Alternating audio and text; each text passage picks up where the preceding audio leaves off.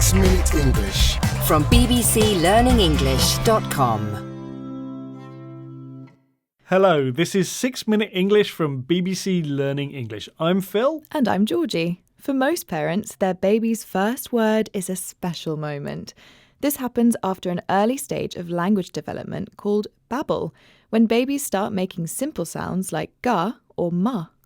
Babies have to learn to use their mouth muscles to make specific sounds.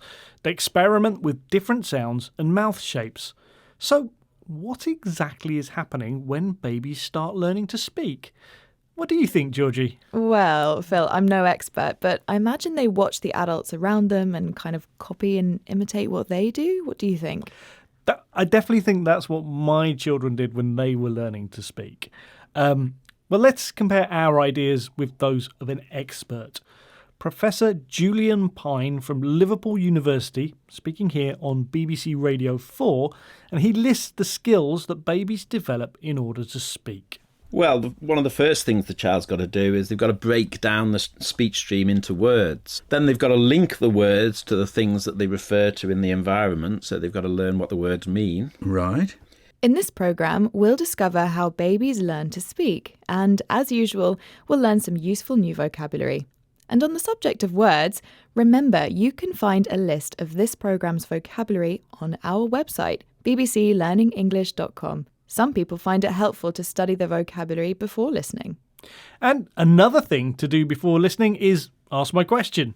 Georgie, we've mentioned the babbling noises that babies make when learning to speak, but at what age does this usually start? Is it A, around 6 months old, B, around 9 months old, or C, around 1 year old? Okay, I think my best guess would be A, around 6 months old. Okay, well, we'll find out a little bit later on in the programme. Let's return to Professor Pyne's list. The first thing babies do is recognise where individual words start and end. For this, it helps to know that, in English at least, words often begin with a stressed syllable, the sound in a word which is emphasised by being spoken longer or louder. Learning this takes time, and here Professor Pyne and Michael Rosen, presenter of BBC Radio 4's programme Word of Mouth, discuss children who haven't quite discovered it yet.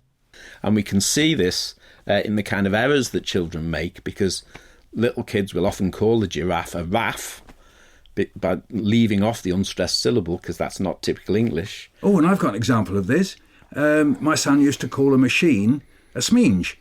He just hit the stress. He didn't bother with the muh bit. Yeah, exactly. Well, he may have thought it was my sminge, of course. That's the other thing. Yes. And the classic example, of course, is nana instead of banana. Yes. I think I call them that.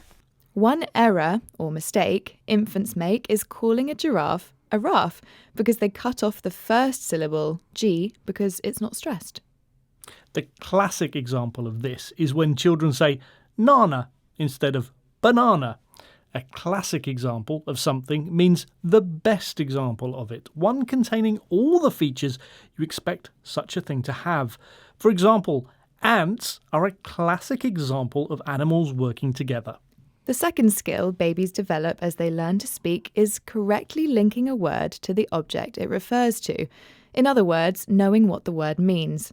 As adults, we do this without thinking, but it's actually much harder than it sounds, as Professor Julian Pyne explains to BBC Radio 4 programme Word of Mouth.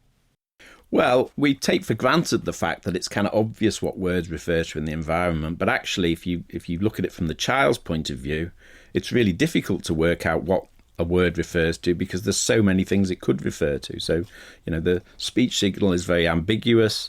How does the child know that you're talking about the cup in front of you or the pen in front of you when you say pen or cup?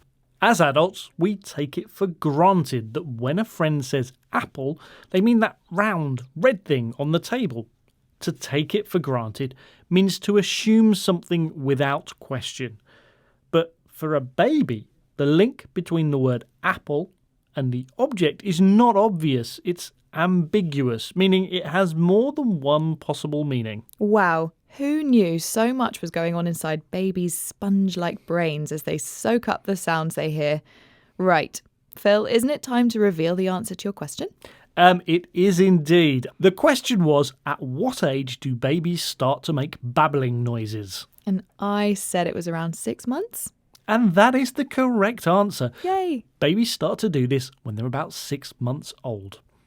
Okay, let's recap the vocabulary that we've learnt, starting with babble, the meaningless noises babies make as they're learning to speak.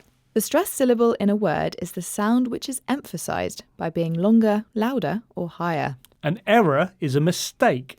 The classic example of something is the most typical example of it, containing its most important features. If you take something for granted, you accept or assume it without question. And finally, the adjective ambiguous means having more than one possible meaning. Once again, our 6 minutes are up, but if you're ready for more, you'll find the worksheet with a quiz and a transcript for this programme on our website. See you there soon. Bye. Bye. 6 Minute English from bbclearningenglish.com.